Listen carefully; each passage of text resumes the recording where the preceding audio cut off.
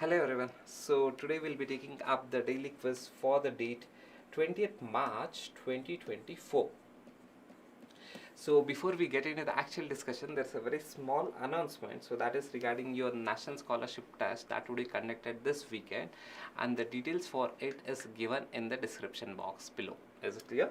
Fine. So now let us get into the discussion. So the first question is from your polity topic. That's today's headlines in the newspaper.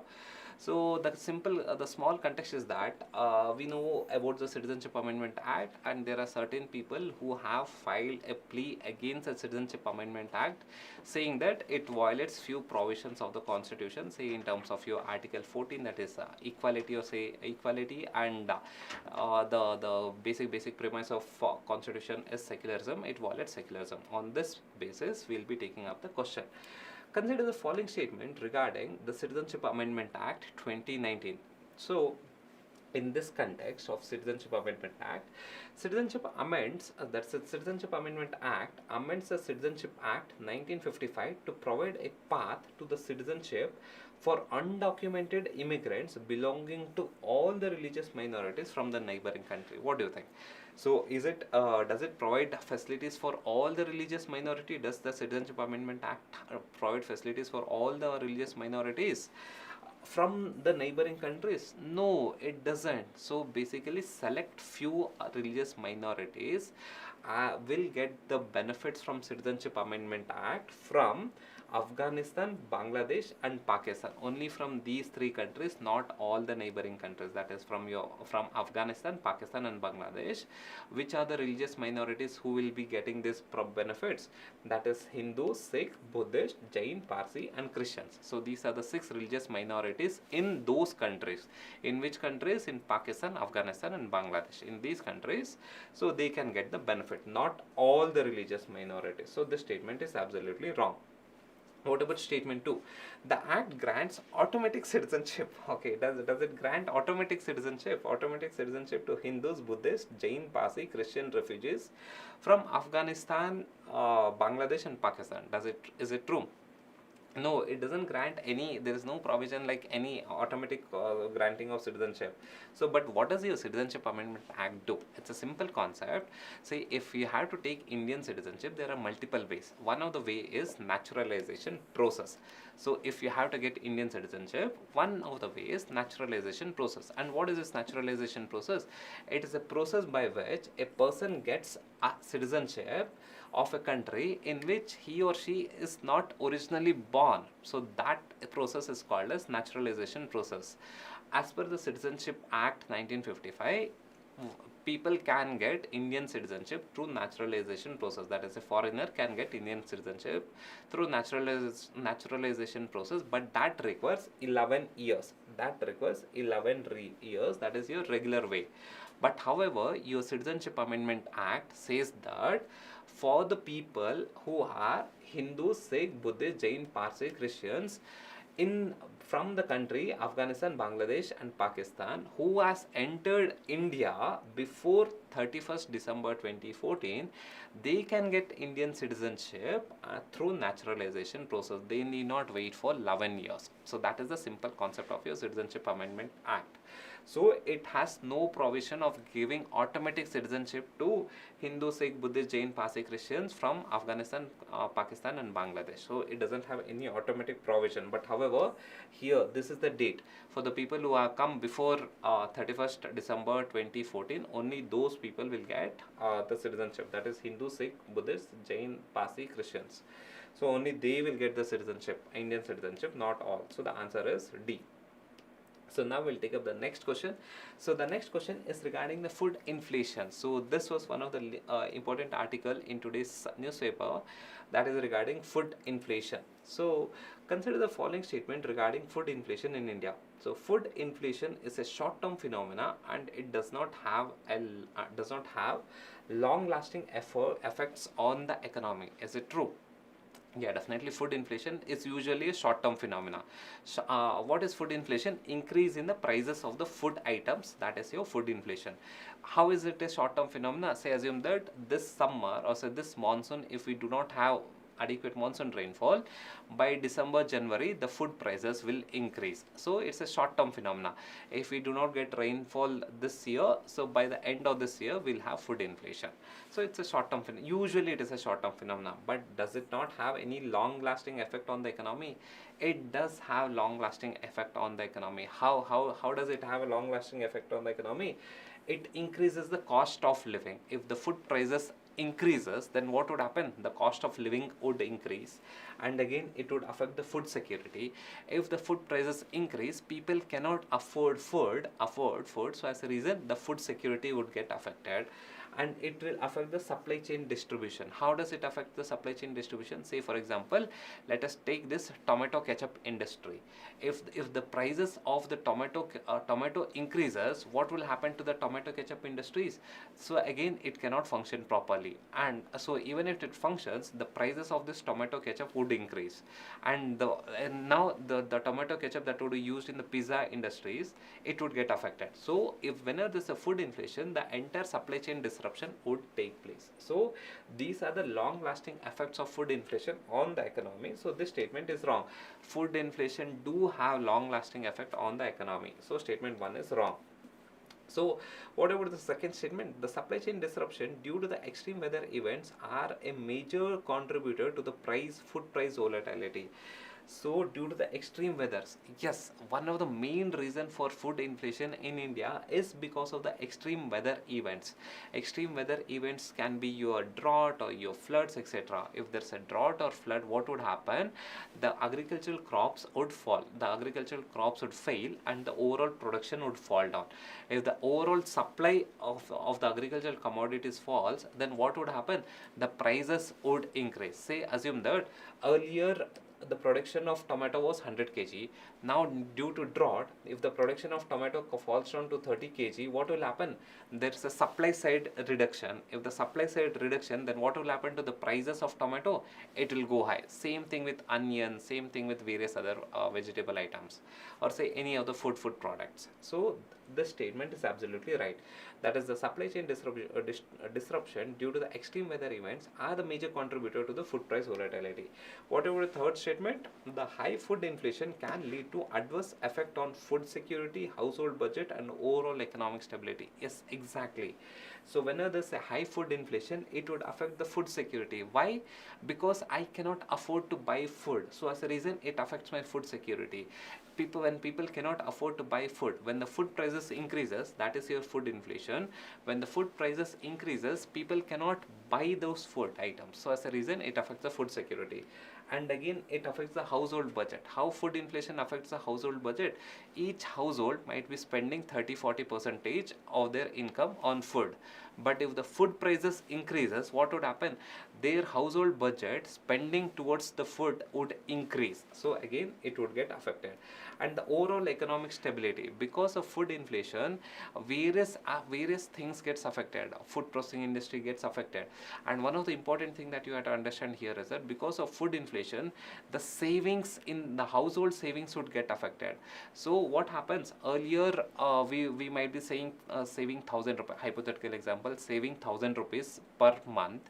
Now, if the food prices has increased, our savings would come down. So the household savings would come down. So if the household savings comes down, if there's an effect on food processing industries, etc., the overall stability in the economy would get affected. So this statement is also right. So the answer is B. Okay. So now we'll go to the next question. It's a very easy, or say very standard question in your economics. Consider the following statement regarding core inflation and headline inflation in India. A very standard question. So core inflation. So the article says that the core inflation is kind of managed in India. So this is the article. So consider the following statement regarding core inflation and headline inflation.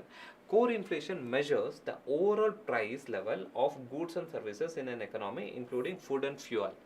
Headline inflation excludes the volatile items such as food, fuel from its calculation and focusing solely on non-food and non-fuel items. Is it true? What do you think? Statement 1 is true, or statement 2 is true, or which is true? Both the statement are false.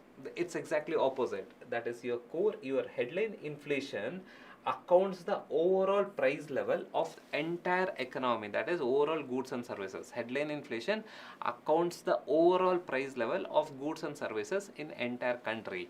But whereas your core inflation removes out the volatile components in the headline inflation.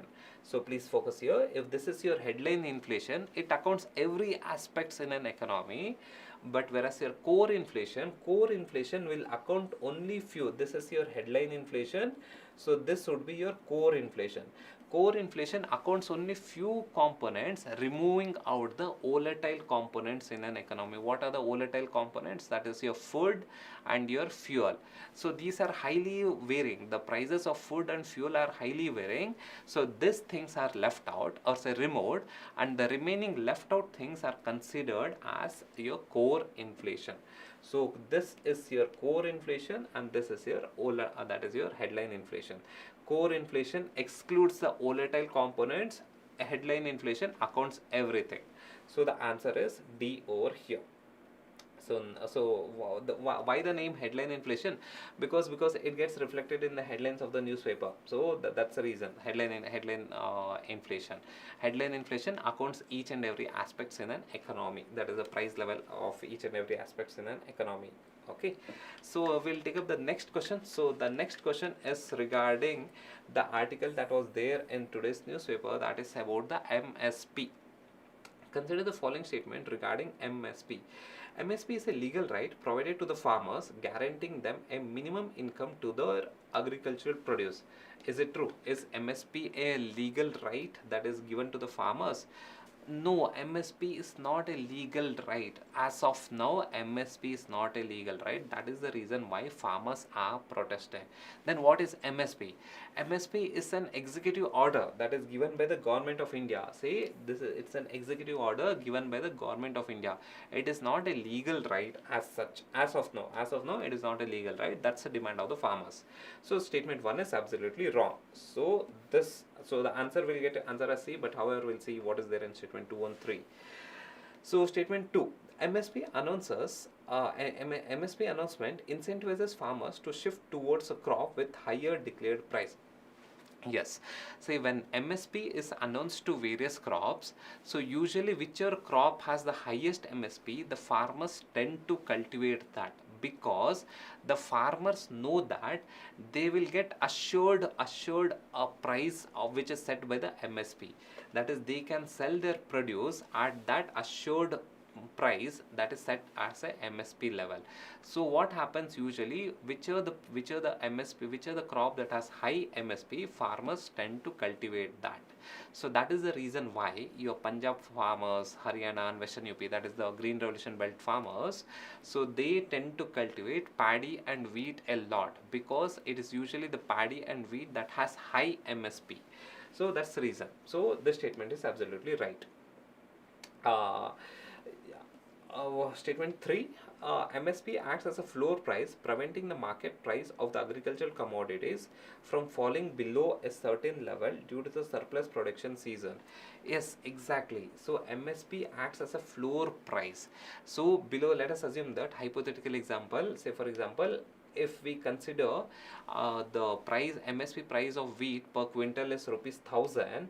So even if there's excessive production, so even if the market price collapses, the farmers can sell their produce at 1000 rupees. That's a floor value. So now if assume that the market price has collapsed below the MSP, below 1000. So now the farmers will not sell it in the market. Now the farmers will sell it to the APMC Mandi at 1000 rupees.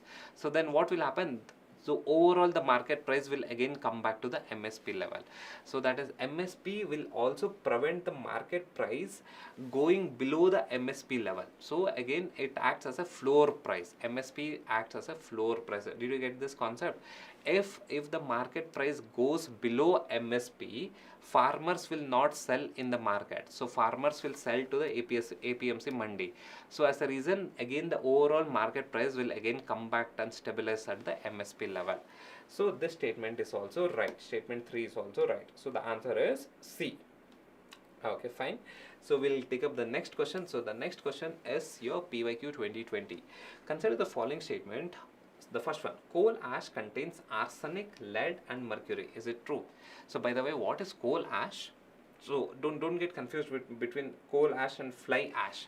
Simple concept. Coal ash means any leftover residue after burning of coal. Say I burn coal and there's a leftover residue, that is called as your coal ash. Simple concept. Then what is fly ash? So in this, when I burn coal in a thermal plant, so I will have leftover residues. Some leftover residues will fly out in the exhaust fumes. That is called as your fly ash. Simple concept. There's a leftover residue in the thermal plant. Some leftover residue is so light, so tiny that it can fly out through with the help of this exhaust fumes. So that is your fly ash. And whichever the residue that has been left out, that is called as your bottom ash. Is it clear? Simple concept. Coal ash, within coal ash there is fly ash and bottom ash. Simple concept. Now come back to the question again here. So coal ash contains arsenic, lead and mercury. Is it true? Yes, see, during the formation of coal, there are some impurities in the coal. Say impurities in terms of your arsenic, lead, mercury, various other elements.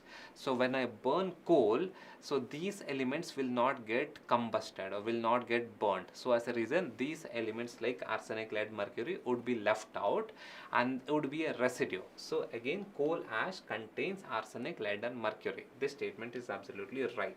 So second statement, coal power plants release sulfur dioxide and nitrogen, oxides of nitrogen into the environment. This is absolutely true. Whenever you burn coal, you get oxides of sulfur and oxides of nitrogen. So this is the emission. These are the pollutants that get emitted when you burn coal. That is sulfur, oxides of sulfur and oxides of nitrogen. So statement 2 is absolutely right. What about statement 3? High ash content is observed in Indian coal. So Indian coal, we know that these are the types of coal, that is your anthracite, bituminous, lignite and peat. And anthracite is the most purest form of coal, so as a reason the coal ash is very less. So very less. But whereas in India we have majority of the coal are either bituminous or lignite. Bituminous and lignite coal are not so pure coal, there are a lot of impurities. So that's the reason when you burn this bituminous coal or say lignite coal, it has lot of impurities, a lot of residues will be there. So that's the reason Indian coal has high ash content. So this statement is also right. So the answer is D. Is it clear? Fine. So we will go to the fact of the day. So what is this fact of the day? So the fact of the day is gender pay gap. So what is gender pay gap in simple language? So first we'll see the definition of gender pay gap as per your International Labour Organization. So according to your International Labour, or I'll explain gender pay gap in simple language. First let us see the actual definition given by gender pay gap by the ILO, International Labour Organization. According to your ILO, International Labour Organization, gender pay gap defines the gap between the average wage level of all women and men in the labor market for the monthly salary, hourly or daily wages. So in simple language, if you have to tell what is gender pay gap, it is the difference between the salaries of women and men in a labor market. So that is called as your gender pay gap. Simple language, gender pay gap, differences in the wages earned or salaries earned between the men and women in a labor market, that is called as your gender pay gap. And if you consider this is the situation of India, and it is very very pathetic as such. So the World Economic Forum recently has told that India has ranked 135 out of 146 in the global gender gap index. So it shows that India doesn't have adequate equality in terms of economic aspect between male and female. And the report, again the World Inequality Report, is given by World Inequality Lab. So as per that, it says that men earn 82% of labor income in India and women earn just 18% of labor income. Look at the level of gender pay gap in India. 82% of the income are earned by men and only 18% of the income are earned by women. So this is the gender pay gap in India. So what is the reason? So what's the reason why we have gender pay gap in India? So if you get time, just go through this article. It is a very beautiful article that is in your Economic Times. It explains detailedly about your gender pay gap. So again, what's the factors that contribute to the gender pay gap? The first important factor is operational segregation. What is this operational segregation? In our economic structure, there are certain the certain occupations are specified for women's.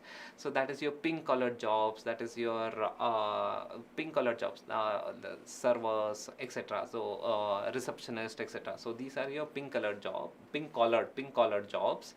Again here, usually these pink collared jobs are less paying jobs, and there is a occupation segregation. Since it is an occupation segregation on the basis of gender, the females usually are paid less. So that is the reason why there is a gender pay gap.